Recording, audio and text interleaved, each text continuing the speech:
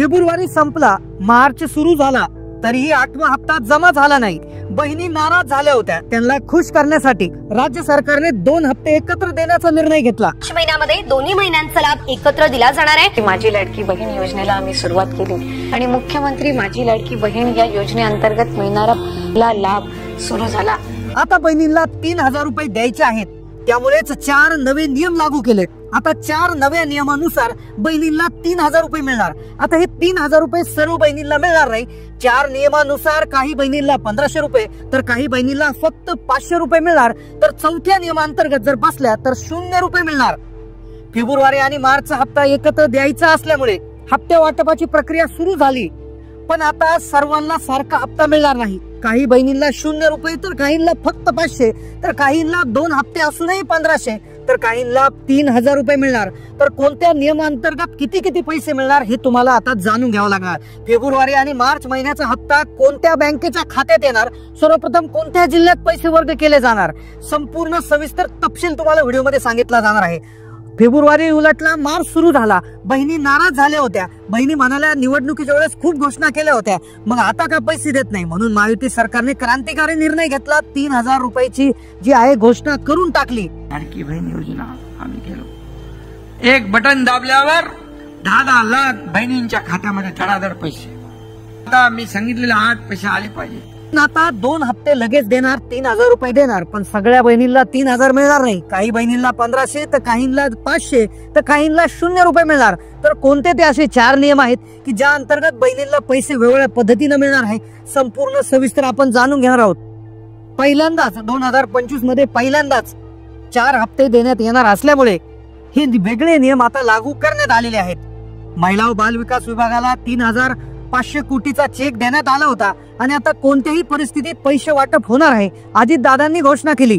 नाही शांत बसणार नाही। परवाच 3700 कोटी रुपयाचा चेक महिला बाल विकास खात्याला दिलेला आहे आणि आता काहींच्या अकाउंटला पैसे यायला लागले। पण आता हे पैसे काहींना 3000, तर काहींना 1.5, काहींना 500, तर काहींना 0 रुपये मिळणार आहे। कोणत्या जिल्ह्यात सर्वात आधी हे पैसे जमा होतील, कोणत्या बँकांमध्ये सगळ्यात आधी हे पैसे जमा होणार आहे, लक्षपूर्वक आता ऐकायचं आहे। पहा, जिल्ह्यांची यादी सर्वप्रथम आलेली आहे। पालघर, अकोला, सोलापूर, संभाजीनगर आहे। जिल्ह्यांची यादी कसली असणार आहे, कोणत्या नियमांतर्गत तुम्हाला 1500 मिळतील, कोणाला 3000, कोणाला 500, कोणाला 0 रुपये। लक्षपूर्वक आता ऐकायचं आहे। पहा, बँकांना प्राधान्य देण्यात आलं आहे। पहिली बँक आहे HDFC बँक, दुसरी बँक आहे इंडसइंड बँक, तिसऱ्या क्रमांकाची बँक आहे IDBI बँक, त्यानंतर युनियन बँक आहे, पंजाब नॅशनल बँक आहे, स्टेट बँक ऑफ इंडिया आहे, येस बँक आहे, इंडियन ओव्हरसीज बँक आहे। तर अशा जवळपास 12 बँकांमध्ये तुम्हाला पैसे वाटप होणार आहे। ज्यांचं पोस्टात खातं आहे त्यांना थोडासा लेट मेसेज येणार आहे। आता कोणते जिल्हे निवडलेत, लक्षपूर्वक ऐकायचं आहे। त्यानंतर कोणत्या बहिणीला 3000, कोणत्या बहिणीला 1500, कोणत्या बहिणीला 500 आणि कोणत्या बहिणीला डायरेक्ट 0 रुपये मिळणार आहे, लक्षपूर्वक ऐकायचंय। पहा, पहिला जिल्हा जो आहे यादीमधला पहिला जिल्हा आहे वाशिम जिल्हा। वाशिम जिल्ह्यामध्ये सगळ्यात आधी पैसे वाटप होणार आहे। दुसरा जिल्हा आहे पहा अमरावती जिल्हा, तिसरा त्यानंतरचा पुढचा जिल्हा आहे छत्रपती संभाजीनगर जिल्हा, चौथा जिल्हा आहे जालना जिल्हा, 5वा जिल्हा जो आहे रत्नागिरी जिल्हा, त्यानंतर आहे सिंधुदुर्ग, त्यानंतर जो आहे तो मुंबई उपनगर जिल्हा, त्यानंतर रायगड जिल्हा, गडचिरोली जिल्हा, गोंदिया आणि त्यानंतर भंडारा जिल्हा। तर यामध्ये सगळ्यात आधी प्राधान्य जे आहे ते तुम्हाला देण्यात येणार आहे। आता कोणत्या बहिणीला 1500 मिळणार, कोणत्या बहिणीला 3000 मिळणार, कोणत्या बहिणीला फक्त 500 रुपये समाधान मानावं लागणार, तर कोणत्या अशा बहिणी आहेत की ज्यांना 0 रुपये मिळणार। तर आदिती ताईंनी याविषयी माहिती सांगितली आहे की कोणते नियम नेमकं लागू करणार आहेत। मला सर्व आपल्या माध्यमातून लाडक्या बहिणींना सांगायचंय, 2.5 लाखाचं उत्पन्न त्याच्यापेक्षा कमी असणं, लाभार्थी असण्यासाठी हे आम्ही त्या ठिकाणी निश्चित आधीच केलेलं होतं।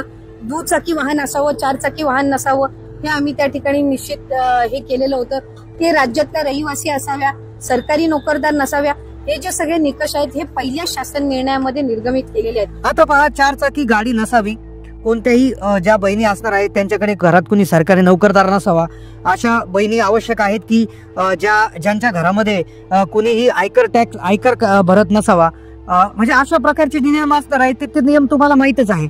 पण या नियमांव्यतिरिक्त आता पहा, 1500 रुपये कोणाला मिळणार आहे। आता लक्षपूर्वक ऐकायचं आहे की ज्या माता भगिनीच्या नावे शेत जमीन आहे, आता ज्या माता भगिनीच्या नावावर शेत जमीन आहे, आता त्यांना 300 मिळणार, 3000 मिळणार, 1500 मिळणार, 500 मिळणार की 0 मिळणार। आता पहा, ज्या बहिणींच्या नावे शेतजमीन आहे तर त्या पीएम किसान आणि नमो शेतकरीचा लाभ घेत आहे. आता ज्या बहिणी पीएम आणि नमोचा लाभ घेत आहेत, ज्या बहिणी पीएम आणि नमोचा लाभ घेत आहेत, पीएमचे 6,000, नमोचे 6,000 असे 12,000 रुपये दरवर्षी महिलांच्या खात्यामध्ये येत असतात. म्हणजे त्यांना दर महिन्याला 1,000 रुपयाचा लाभ मिळतो. लाडकी बहिणीचा लाभ आहे 1,500 आणि मग त्यांना तिकडचे 1,000 मिळतात, म्हणून त्यांना दर महिन्याला आता फक्त 500 मिळणार. म्हणजे फेब्रुवारीचे 500 आणि जे आहे आपल्या याचे 500, फेब्रुवारी आणि मार्चचे 500 असे फक्त 1,000 रुपये मिळणार आहे. आता मग 1,500 कोणाला मिळणार? आता लक्ष करू का 1,500 कोणाला मिळणार? की ज्या बहिणींच्या नावे शेतजमीन आहे पण ज्या फक्त पीएम किंवा नमो शेतकरीचा लाभ घेत आहे. म्हणजे आता काही बहिणी अशा आहेत की ज्यांनी फक्त पीएम किसानचा लाभ घेतलाय किंवा काही बहिणी अशा आहेत की त्यांनी फक्त नमो शेतकरीचा लाभ घेतला. म्हणजे कोणत्या तरी एकाच योजनेचा त्या लाभ घेत आहेत, म्हणून त्यांना फक्त तिकडून 500 रुपये म्हणजे 7,000 मिळत आहेत.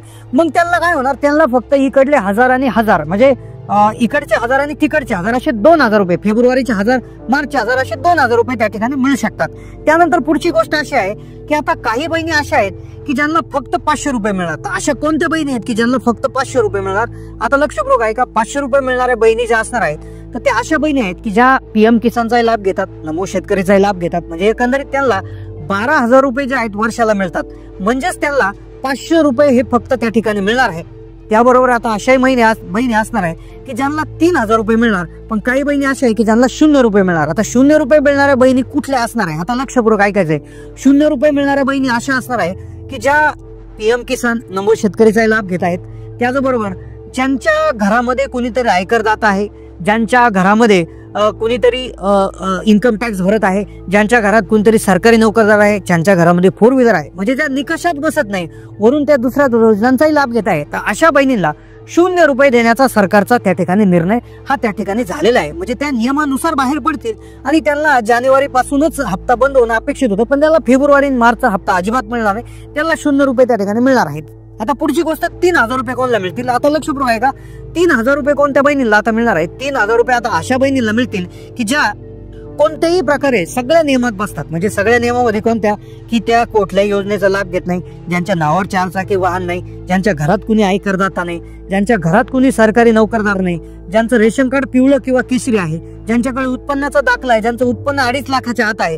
तर अशा सगळ्या नियमात बसणाऱ्या बहिणींना 3,000 रुपये मिळणार आहे. पण 3,000 मिळवण्यासाठी तुमचं खातं आधारला लिंक आहे का? कारण की जे मुख्यमंत्री देवेंद्र फडणवीस साहेब आहेत त्यांनी देखील सांगितलं होतं की ज्या बहिणींचं आधार कार्डला खातं लिंक नाही, त्या नियमात बसत असून देखील कदाचित त्या योजनेबाहेर जाऊ शकतात. कारण की त्यांनी काय केलंय की त्यांनी त्यांचं खातंच आधारला जोडलेलं नाही. तुमचं खातं आधार कार्डला जोडलेलं आहे का ते तुम्हाला आता पुन्हा एकदा पाहावं लागणार आहे. खातं जर आधारला जोडलेलं नसेल तर अजिबात तुम्हाला कुठल्याही प्रकारे हप्ता मिळणार नाही. आधारला खातं लिंक करण्यासाठी तुम्ही UIDAIच्या वेबसाईटला जाऊन तिथे तुमच्या आधार सीडिंग ऑप्शनवर क्लिक करून तुमचा आधार नंबर टाकून तिथे तुम्ही चेक करायचं आहे की तुमचं कोणतं खातं बँकेला जोडलेलं आहे. आता ज्यांचं खातं पोस्टामध्ये आहे, पोस्टात खातं असणाऱ्यांसाठी एक सूचना अशा पद्धतीची आलेली आहे की पोस्टात जर खातं असेल तर पोस्टामध्ये खातं असणाऱ्या बहिणींसाठी खूप मोठी खुशखबर अशी आहे की पोस्टात जर खातं असेल तर तुम्हाला कोणत्याही प्रकारे आता अडचण त्यामध्ये येणार नाही. कारण की पोस्टात जर खातं असलं तर तुमचं आपोआप आधार लिंकिंग होत असतं. आधार लिंकिंग तुम्हाला वेगळं जाऊन कुठे करायची गरज येत असते, त्यामुळे आपोआप तुमचं आधार लिंकिंग होतं. कुठेही वेगळ्या पद्धतीनं जाऊन आधार लिंकिंग तुम्हाला अजिबात करण्याची गरज येत नाही आणि आपोआप तुमचं जे आधार लिंकिंग होऊन जातं आणि पैसे देखील आपोआप येतात. बऱ्याचशा महिलांना पोस्टात सगळ्यात आधी पैसे आलेले आहेत, तर अशाच प्रकारे हे पैसे तुम्हाला त्या ठिकाणी येणार आहेत. आता चॅनलला जर तुम्ही नवीन असाल तर सबस्क्राईब करायचं आहे, जास्तीत जास्त माता महिला व्हिडिओ शेअर करायचा आहे. तुम्ही कोणत्या जिल्ह्यातून व्हिडिओ पाहताय आणि तुम्हाला काय प्रॉब्लेम आहे, तुम्हाला आतापर्यंत किती हप्ते जमा झाले, काय अडचण आली, कमेंट करा. आम्ही त्यावर नक्कीच व्हिडिओ घेऊन येऊ. धन्यवाद.